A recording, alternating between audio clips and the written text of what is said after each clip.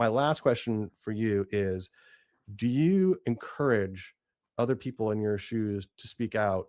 Because I think a lot of people are scared. Can you give them some words of encouragement that what you're going through is worth it, and that voices matter?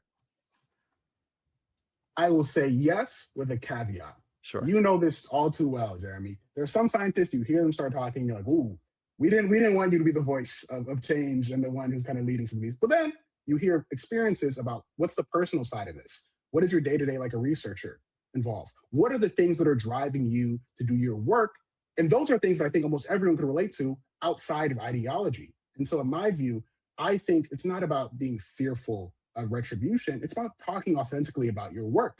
Like for me, what is lower than waiting on your grant to possibly be approved when you're told to meet a new target while your grandfather's at a funeral? Like I almost feel it'd be bad for me not to talk about that experience because it's being inauthentic about what a lot of the early career scientists are being put through.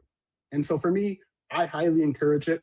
I say practice, and I also say kind of reflect on, well, why am I doing this work? I think about like when I wrote my applications to PhD programs back in 2020, and like a lot of the kind of core mission of why I even wanted to enter this space, they still are reflective in what we're doing.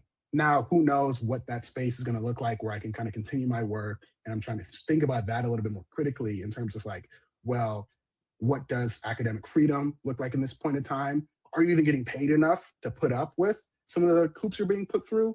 I still think that there's a lot of room to kind of do great work in academia, but we kind of need to reflect on all these things and think about that. And we're not going to get change if people stay quiet and just try to ride this out.